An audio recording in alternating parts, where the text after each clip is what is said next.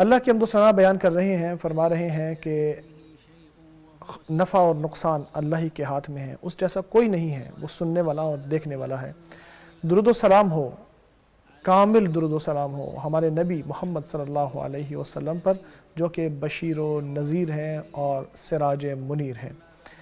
اس کے بعد میں آپ کو یہ نصیحت کروں گا کہ اللہ سے ڈرو اور اللہ کی خشیت اپنے دل میں رکھو، اللہ اور اس کے رسول کی اطاعت کرو تاکہ تم کامیاب ہو جاؤ۔ جو اللہ اور اس کے رسول کی اطاعت کرتا ہے، اللہ سے ڈرتا ہے اور اللہ کی اطاعت کرتا ہے، تو ایسے لوگ ہی کامیاب ہونے والے ہیں۔ اے مسلمانوں، دیکھو، انسان اچھی زندگی کو پسند کرتا ہے، فطری طور پر سکینت کو چاہتا ہے اور سعادت کی طرف بھاگتا ہے۔ یہ چیزیں اس کو تبھی نصیب ہو سکتی ہیں جب وہ اللہ تبارک و تعالیٰ کی حقیقی معنوں میں بندگی اختیار کر لے، جامع طور پر بندگی اختیار کرے، جس میں محبت بھی ہو، جس میں اللہ تبارک و تعالیٰ کے سامنے جھکنا بھی ہو، اور جس میں اللہ کی فرما برداری بھی ہو۔ اللہ تبارک و تعالیٰ کی جو مقصد ہے تخلیق کا، اس کو پورا کرنا بھی ہو، جیسا کہ اللہ تعالیٰ کا فرمان ہے کہ میں نے جنوں اور انسانوں کو اسی لیے پیدا کیا ہے کہ وہ میری عبادت کریں۔ پھر یاد رکھو کہ انسان کی عبودیت یا عبادت تب ہی درست ہو سکتی ہے جب وہ اللہ کو درست طریقے سے جانے۔ جتنا انسان اللہ کو جانے گا اتنا ہی وہ اللہ سے زیادہ ڈرے گا۔ اسی لیے اللہ تعالیٰ نے رسولوں کو بھیجا اور کتابوں کو نازل کیا تاکہ اپنا تعارف لوگوں سے کروائے۔ وہ معرفت، وہ علم جو کہ سب سے بڑا علم ہے، سب سے بہتر علم ہے، سب سے بلند علم ہے، جس سے بڑھ کر کوئی علم نہیں ہے، کوئی شک نہیں ہے۔ اللہ تبارک و تعالیٰ کی معرفت، اللہ کو پہچاننا ہی ایمان کی بنیاد اور ایمان کی اساس ہے۔ یہ علم ہی اللہ تبارک و تعالیٰ، اس میں بنیادی چیز اللہ کے اسماء حسنہ اور صفات عالیہ کو جاننا ہے۔ یہ باب کہ جس کے ذریعے انسان اللہ کی محبت میں آ جاتا ہے اور اللہ تبارک و تعالیٰ کی تعظیم کرنے لگتا ہے۔ انسان اللہ کو جتنا زیادہ جانتا ہے اتنا ہی اللہ سے محبت کرتا ہے، اور اللہ سے سب سے زیادہ محبت کرنے والے لوگ وہی ہوتے ہیں جو اللہ کے ناموں اور اس کی صفات کو بہترین طریقے سے جانتے ہیں۔ اسی لیے اللہ تبارک و تعالیٰ کے رسول سب سے بڑھ کر اللہ تبارک و تعالیٰ کی فرمانبرداری کرنے والے اور اس سے محبت کرنے والے تھے، اور خلیلین سب سے بڑھ کر اللہ کی محبت کرنے والے تھے۔ دیکھیے اللہ کے بندو، اللہ تبارک و تعالیٰ کی محبت سے دلوں کو پاکیزگی ملتی ہے، نعمتیں ملتی ہیں روح کو، اور ان کو بلندیاں حاصل ہوتی ہیں۔ اللہ کی معرفت کے ذریعے ہی انسان احسان کے مقام تک پہنچ جاتا ہے، پھر اللہ کی عبادت یوں کرنے لگتا ہے جیسے وہ اللہ کو دیکھ رہا ہو۔ اللہ تبارک و تعالیٰ نے اپنے بندوں کے ساتھ اپنا قرب حاصل کرتے ہوئے اپنا تعارف کروایا، اور نبی اکرم صلی اللہ علیہ وسلم نے بھی اللہ تبارک و تعالیٰ کے اسماء حسنہ اور صفات عالیہ بیان کیے، اور بتایا کہ اللہ تبارک و تعالیٰ نے آسمان و زمین میں کیا پیدا کیا ہے، اس نے کیسی حیرت انگیز چیزیں پیدا کی ہیں، کیسی کائناتی دلائل ہمارے سامنے موجود ہیں، اور اللہ تعالیٰ نے اپنی نعمتیں لوگوں کو عطا فرما کر اپنا تعارف کرایا ہے، چاہے وہ نعمتیں ظاہری ہوں یا پوشیدہ ہوں۔ ساری نعمتیں یہی بتاتی ہیں کہ اللہ کے نام بڑے پاکیزہ ہیں، اللہ کی صفات بڑی اعلیٰ ہیں، اور اللہ تعالیٰ کے افعال رحمت پر مبنی ہے، مصلحت پر مبنی ہے، عدل پر اور حکمت پر مبنی ہے۔ اللہ تبارک و تعالیٰ اسی لائق ہے کہ دنیا میں بھی اس کی حمد و ثنا بیان کی جائے، اور آخرت میں بھی اس کی حمد و ثنا بیان کی جائے، اور آسمان میں بھی اس کی، زمین میں بھی اس کی حمد و ثنا بیان ہو۔ ایسی حمد و ثنا کہ جس سے اللہ کی محبت بھی ہو، کیونکہ وہ سب سے بڑھ کر اس چیز کا حقدار ہے کہ اس کی حمد و ثنا بیان کیا جائے، اس کا شکر ادا کیا جائے، اور اس کی فرمانبرداری کی جائے۔ اس کی زمین و آسمان کے اندر سب سے بڑی مثال ہے، سب سے بڑا کمال اللہ کو حاصل ہے اپنے اسماء حسنہ، اپنی ذات میں اور اپنے افعال میں۔ وہ اپنا تعارف کراتے ہوئے اور ربوبیت کی طرف اشارہ کرتے ہوئے فرماتا ہے کہ اللہ ہی ہے جو وحدہ لا شریک ہے، اسی کے اسماء بہت اچھے ہیں، یعنی جو بہت اچھے ہیں، حسن میں انتہا تک پہنچے ہوئے ہیں۔ اللہ کے نام سب سے اچھے نام ہیں، ان کی تاثیر کیسی شاندار ہوتی ہے دلوں پر بھی اور کانوں پر بھی، جیسا کہ ان میں اللہ کی تعظیم بھی ہے، اللہ کی مدح بھی ہے۔ ہر نام اللہ تبارک و تعالیٰ کے کمال کی طرف اشارہ کرتا ہے جس میں کسی قسم کو کوئی نقص نہیں ہوتا. اسی لیے وہ اچھے ہیں، حسنہ ہیں، کیونکہ اللہ تبارک و تعالیٰ نے وہ اپنے بندوں کو بتائے ہیں تاکہ وہ اللہ کو پہچانیں اور ان ناموں کے معنی پر غور و فکر کریں، ان کے ذریعے اللہ کی عبادت بھی کریں، دعا بھی کریں. اللہ تبارک و تعالیٰ نے اسماء حسنہ کا خیال کرنے اور ان کو سمجھنے کی طرف تلقین کرنے کے لیے اور توحید کی طرف اشارہ کرتے ہوئے فرمایا اللہ کے نام بڑے حسین ہیں تو انہی کے ذریعے اللہ کو پکارو، یعنی اللہ کی حمد و ثنا بیان کرو، اللہ کی عبادت کرو ان کے ذریعے، اللہ کی حمد و ثنا ان کے ذریعے بیان کرو، اس کا ذکر کرو اور اللہ سے دعا مانگو اور ان اسماء کے ذریعے اللہ تبارک و تعالیٰ سے اپنے جو مراد ہیں وہ اللہ سے سوال کرو اور مانگو.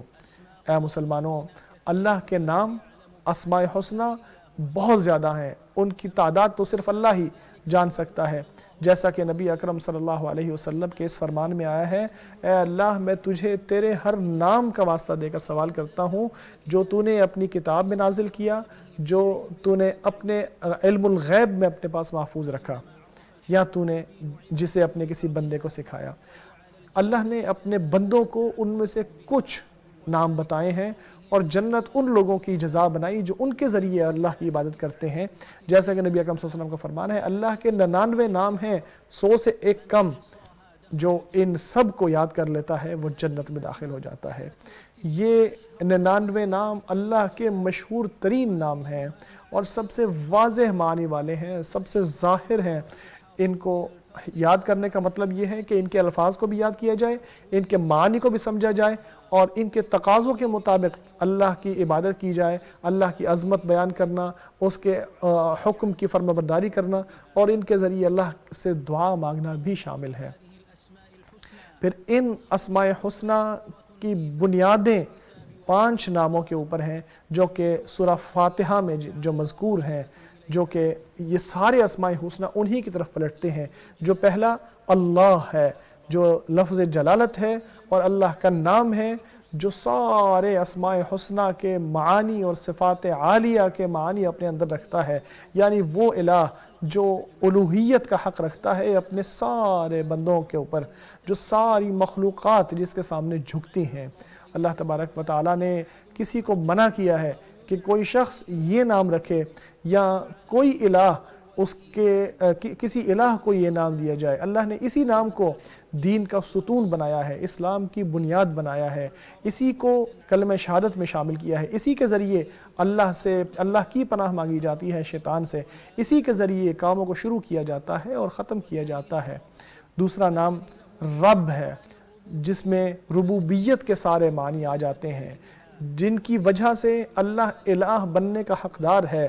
جو اللہ تبارک و تعالیٰ کی ساری صفات ہیں، ساری قابل تعریف صفات ہیں، اللہ کی ساری مخلوق اللہ کے ماتحت ہیں، اللہ کے سامنے جھکنے والے ہیں.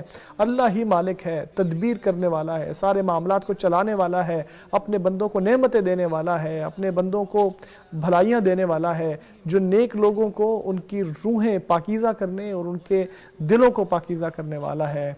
اور تیسرا اور چوتھا رحمان الرحیم ہے، وہ رحمت والا، ایسی کشیدہ رحمت والا جس میں سارے لوگ شامل ہو سکتے ہیں، ان کی ساری بھلائیاں اس کے اندر آ جاتی ہیں. انہی کی بدولت اللہ نے رحمت فرماتے ہوئے اپنے رسول بھیجے، اپنی کتابیں نازل کی، شریعتیں بنائیں. وہ رحمان ہے، وہی کتاب سکھانے والا ہے، وہ انسان کو پیدا کرنے والا ہے، انسان کو بیان سکھانے والا ہے. یہ نام ہے جس کو اللہ نے اپنے عظیم ترین نام کے برابر رکھا ہے. فرمایا اللہ کو پکارو یا رحمان کو پکارو، جو بھی نام لوگے تو اللہ کے نام بڑے حسین ہیں. اللہ تعالیٰ نے خود اپنا یہ نام رکھا ہے اور لوگوں کو منع کیا کہ وہ یہ نام رکھیں. وہ رحیم ہے جس کی رحمت خاص ہے مومنوں کے لیے بھی، اپنے اولیاء متقین کے لیے، دنیا میں بھی اور آخرت میں بھی. جیسا کہ اللہ تعالیٰ کا فرمان ہے، اور اللہ تعالیٰ اہل ایمان پر رحم فرمانے والا ہے. اسی رحمت کے ذریعے اللہ تبارک و تعالیٰ نے اپنے بندوں کو ہدایت عطا فرمائی ہے اور اسی رحمت کے ذریعے وہ اپنی جنت میں لوگوں کو داخل فرمائے گا. جیسا کہ اللہ تعالیٰ کا فرمان ہے، رہی ان لوگوں کی بات کہ جن کے چہرے روشن ہوں گے تو وہ جنت میں جائیں گے، وہ اس میں ہمیشہ رہیں گے. اسی طرح حدیث قدسی میں اللہ تبارک و تعالیٰ فرماتا ہے، میری جنت میں میری رحمت ہے، میں جسے چاہوں اس کو اس میں داخل کروں۔ اور اسی طرح اللہ کا ایک نام مالک بھی ہے، جو قیامت کے دن کا مالک ہے، جو ہر چیز کا مالک ہے، زمین و آسمان کی بادشاہت اس کے ہاتھ میں ہے، ہر طرح کی بادشاہت اور ہر طرح کی ملوکیت اسی کے ہاتھ میں ہے۔ وہ حکم بھی دیتا ہے، وہ جزا بھی دیتا ہے، وہ منع بھی کرتا ہے۔ دنیا میں جو بھی ہے اللہ کے ماتحت ہے، اللہ کے بندے ہیں۔ اللہ تبارک و تعالیٰ کی حمد و ثنا، سارے نام اللہ تبارک و تعالیٰ کے ہیں، جیسا کہ وہ بلند ہے، وہ بلندی دینے والا ہے، وہ ذلت دینے والا ہے، وہ حکم ہے، وہ عدل کرنے والا ہے، وہ بلندی والا ہے۔ اے مسلمان اور مومن بھائیوں، اللہ تبارک و تعالیٰ اپنے نام اور اپنی صفات سے بہت محبت کرتا ہے، اور جو ان سے محبت کرتا ہے اور جو اللہ کا ذکر ان کے ذریعے کرتا ہے، اللہ ان سے محبت بھی فرماتا ہے۔ جیسا کہ سیدہ عائشہ رضی اللہ تعالیٰ عنہ کی حدیث میں آتا ہے کہ نبی اکرم صلی اللہ علیہ وسلم نے ایک شخص کو ایک دستے کے اوپر نگران بنا کے بھیجا، تو وہ شخص نماز پڑھاتا تھا، تو جب سورت پڑھتا تھا تو اس کے بعد قل هو اللہ احد بھی پڑھتا تھا۔ تو جب واپس آئے تو لوگوں نے آ کے نبی اکرم صلی اللہ علیہ وسلم سے پوچھا، تو کو بتایا، تو آپ نے کہا اس سے پوچھو کہ وہ ایسا کیوں کرتا ہے۔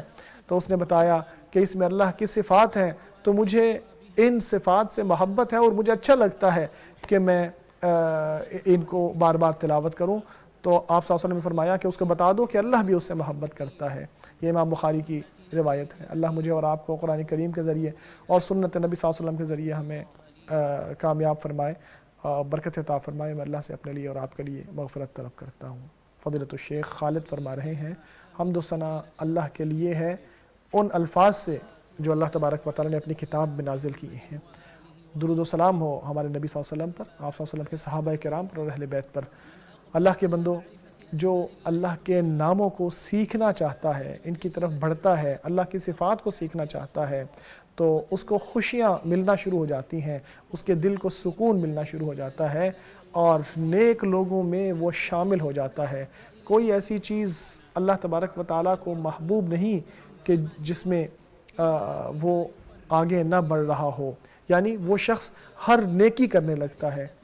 جو شخص اللہ تبارک و تعالیٰ کی کتاب کو پڑھتا ہے، قرآن کریم کے اوپر غور و فکر کرتا ہے، اور اس میں آنے والے الفاظ پر، اس کے معنی پر غور کرتا ہے، وہ قرآن کریم میں ایسے رب کو پاتا ہے جس کے لیے ہر طرح کی بھلائیاں، ہر طرح کی اچھے اوصاف جمع ہو گئے ہیں۔